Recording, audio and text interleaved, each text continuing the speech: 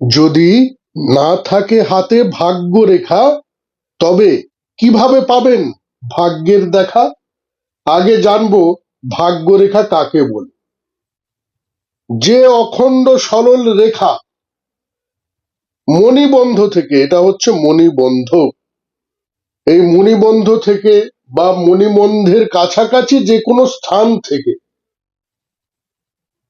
অথবা চন্দ্রের ক্ষেত্র থেকে, অথবা এই যে আয়ুরেখা, এই আয়ুরেখার ক্ষেত্র থেকে যদি উৎপত্তি হয়ে সোজা উপরের দিকে চলে যায়, উপরের দিকে এই অনামিকা আঙুলের দিকে যদি রবি ক্ষেত্রের দিকে যায়, অথবা মধ্যমা আঙুলের দিকে যদি শনি ক্ষেত্রে যায়, বা অন্য কোনো আঙুলের মূল দেশ পর্যন্ত যদি রেখাটি গিয়ে থাকে, উঠে গিয়ে থাকে, তাহলে তাকে আমরা ভাগ্য রেখা বলব।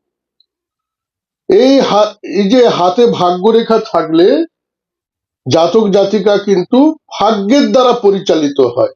ভাগ্য যেভাবে নাচাবে সেইভাবে নাচতে হয়, ভাগ্য যেভাবে উন্নতি দেবে, যেভাবে কষ্ট দেবে, সেইগুলোই কিন্তু জাতক জাতিকার জীবনে কিন্তু প্রভাবিত হতে থাকে।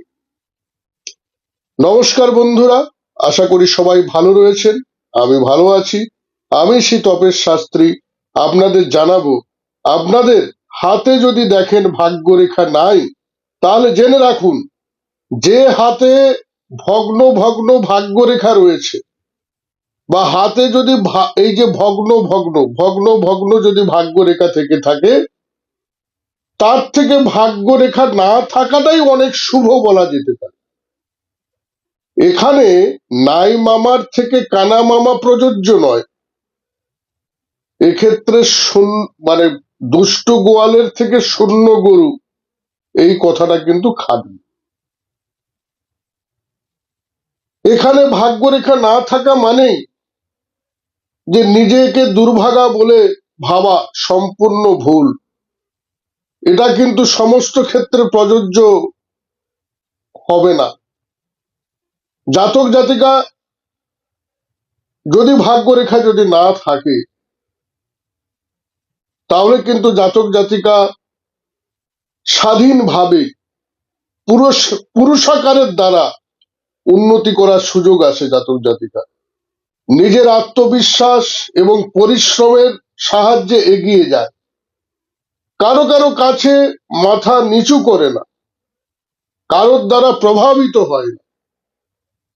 মনে রাখবেন, এই কারণে জ্যোতিষশাস্ত্রে শুধু নবম ঘর বা ভাগ্যের ঘর বলে এরকম একটা ঘর নেই, 12টা ঘর আছে, তার মধ্যে দশম ঘরও আছে, মানে যেটা কর্মের ঘর নামে পরিচিত। এই যে ভাঙা চোরা অস্পষ্ট ভাগ্যরেখার থেকে ভাগ্যরেখা একবারে না থাকাটাই অনেক কিন্তু ভালো। ভাগ্যরেখা না থাকলে সে তার নিজের চেষ্টা পরিশ্রমের দ্বারা কিন্তু উন্নতি করতে পারবে।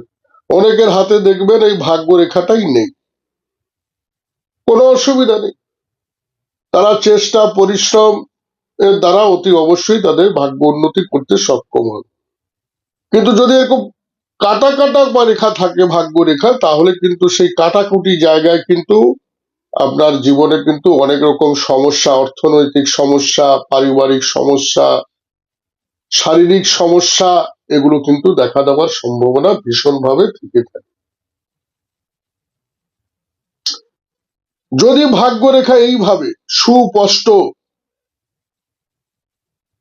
কোনো ছেদ নেই, কোনো কাটাকুটি নেই, এবং এই ভাগ্যরেখাটা একটু রক্তাভ টাইপের, তাহলে সেই যে জাতক জাতিকা, মানে যার হাতে এইরকমই স্পষ্ট এবং রক্তাভ রেখা এবং সোজা একদম মণিবন্ধের স্থান থেকে আরম্ভ হয়ে সোজা কোনো কাটাকুটি বিহীন একদম শনি ক্ষেত্রে অবস্থান করছে, তাদের কিন্তু বা সেই সব জাতক জাতিকার কিন্তু সারা জীবনটা কিন্তু সুখে কাটবে। তো আজ এই পর্যন্ত। ভালো থাকবেন, চ্যানেলটিকে সাবস্ক্রাইব করবেন, ভিডিওটিতে লাইক করবেন, কমেন্ট করবেন, এবং আপনার মতামত জানাতে ভুলবেন না। ভালো থাকবেন। নমস্কার।